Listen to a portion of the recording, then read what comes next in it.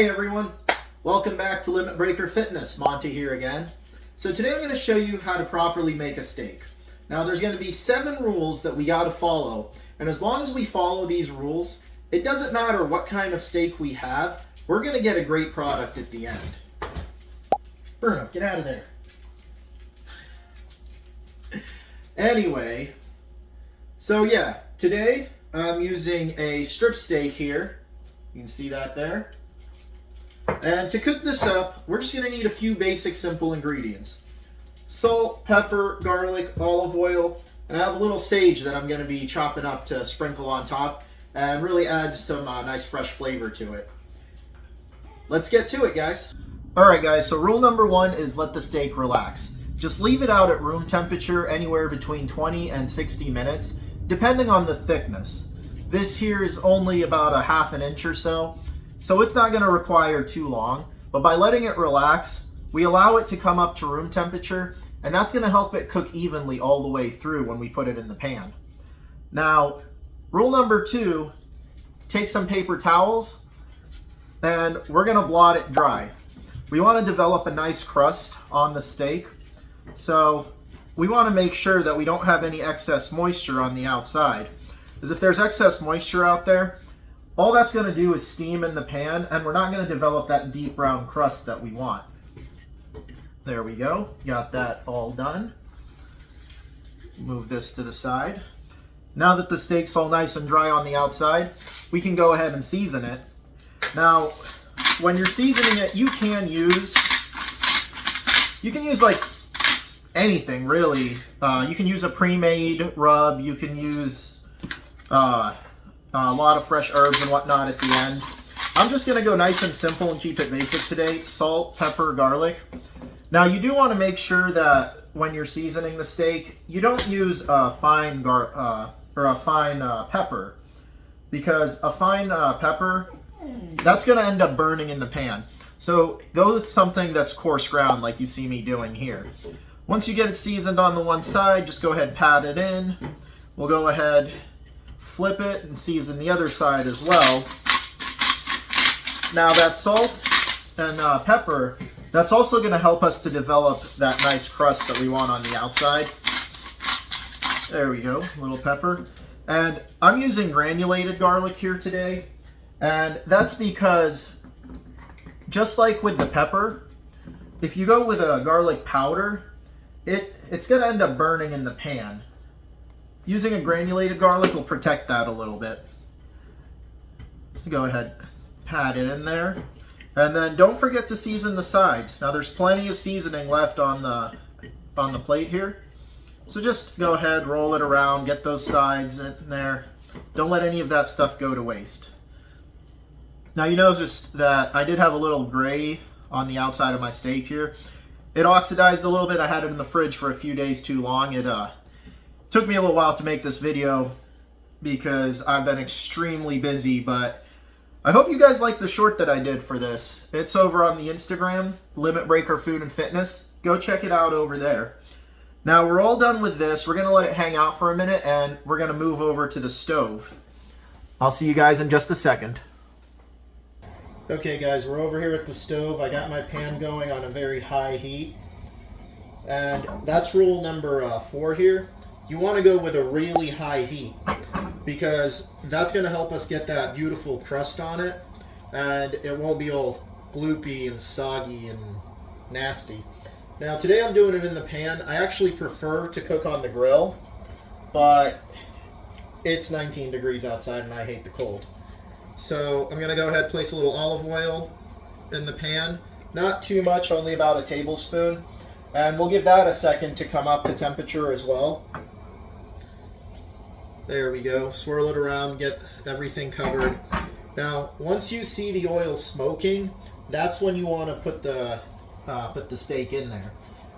Now, I don't know if you can tell on camera, but I see little whiffs of smoke coming off. So, I'm going to go ahead and grab my steak and lay it in. As always, lay away from you. See that oil spilling? That could have spilled up on me if I was trying to lay it towards me. So I'm going to put it in there, and this is a good time to talk about rule number 5. So rule number 5 is you want to go by temperature, not by time. And the whole poking at a steak thing, that's a load of crap. You see a lot of famous chefs will talk about doing that.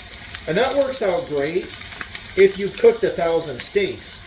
But if you're a beginner and you don't understand just how to do the poking thing, that feel of it, there's no point in doing it. You're probably going to end up ruining your steak. Instead, what I want you to do is grab a thermometer, just like this. Doesn't have to be an expensive one, but grab the thermometer and use that to come up to the temperature that you like. Now, I will leave a list of the temperatures and just how done the steak will be at that temperature. And you can go ahead and follow that and do it how you like.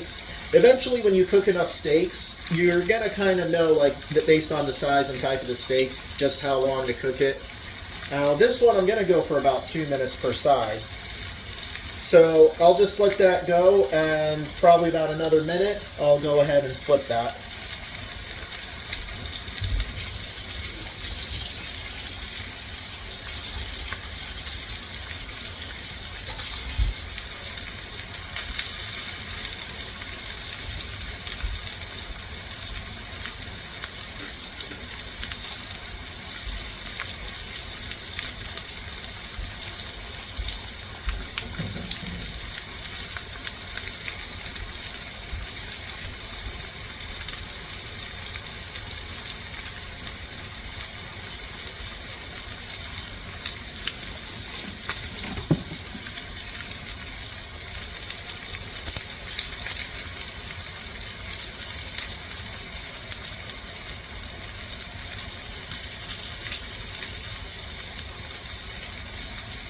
Alright guys, it's been about 2 minutes. I'm going to go ahead and flip my steak over. Make sure you have your windows opened. This is a very smoky ordeal. Turn your fans on. And now I'm just going to go ahead and let that go a little bit. And I'll be back in another 2 minutes.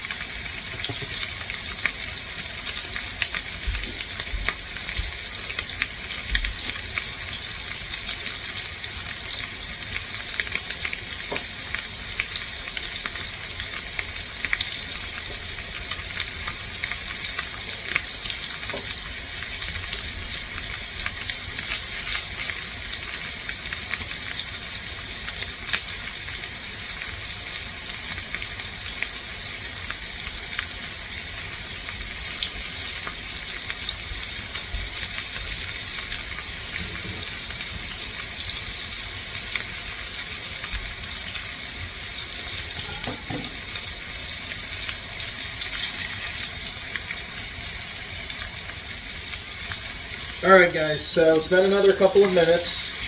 Go ahead and take this. See, we got a nice crust on both sides now. Oh, yeah, careful, it can splatter a little bit.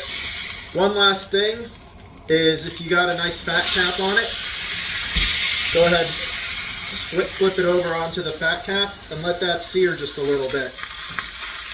Only about 10-15 seconds, up to 30. Alright, so I'm going to take this and I'm going to place it over on my cutting board. And after I place it on my cutting board, move you guys over here, I'm going to go ahead and place the sage on top that I chopped.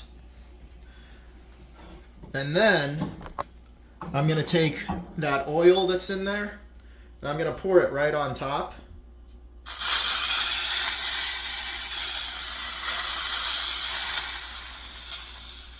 Now how beautiful is that? That oil just fried up the sage. And you got to remember guys, fat is flavor. Fat is what carries the flavors of herbs and everything. So by pouring that oil on top, it fried the sage and it took some of those natural oils and it's going to be infusing them into the steak as we move on to step number 6, and that is let it rest. You always want to let your meats rest. If you don't let it rest, you cut into it right away, all that hot moisture that's in there is just going to evaporate, and it's going to leave you with a dry piece of meat. So give that about 10 minutes or so to just relax, and then we'll move on to the last and final step. I'll see you guys in another minute or so. Alright guys, so the steak has been resting for a while now, and the last rule, rule number 7, you want to take a nice sharp knife, and you want to take the steak and you want to cut it against the grain. And I like to cut it at a little bit of a bias. What that's going to do is it's going to help it be even more tender. When you cut it against the grain, the muscle fibers that are in there, they're going to be a lot shorter, which basically means they're not going to be as chewy. So it's, yeah, less chewy, more tender. Not really sure where I was going with that after that, but now let's take a look at how we did. We'll grab this piece right here in the middle. Take a look at that. How good does that look?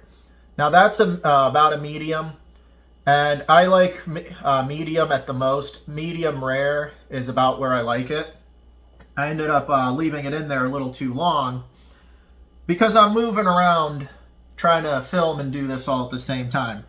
But this is good. I like this.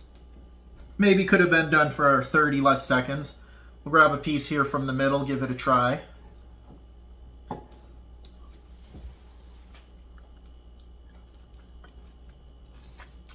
Oh, wow.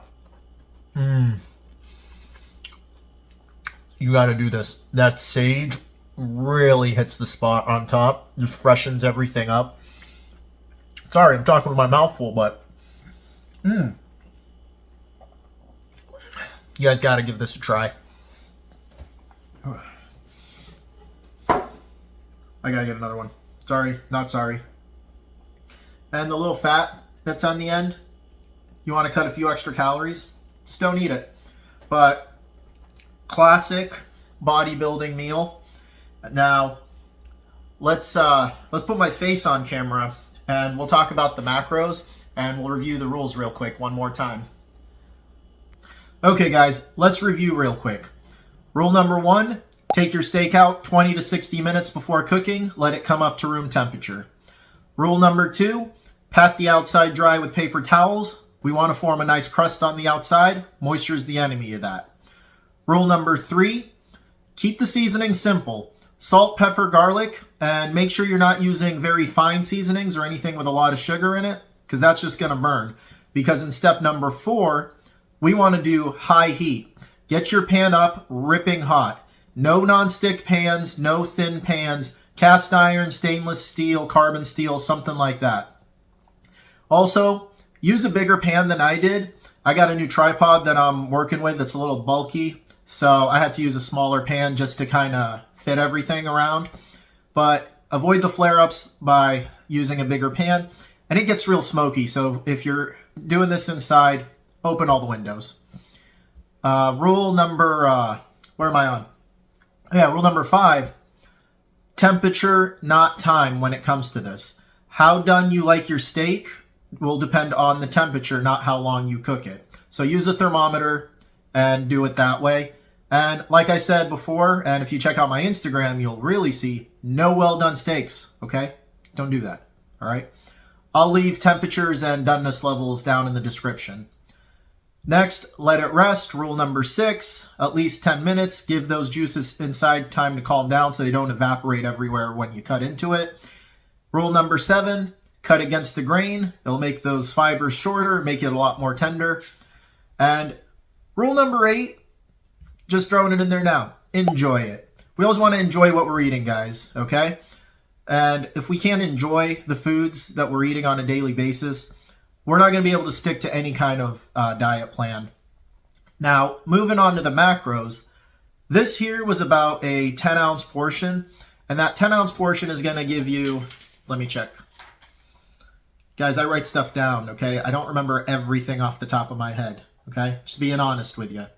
But this 10-ounce portion, this is going to come in at about 550 calories with 57.5 grams of protein and 35 grams of fat.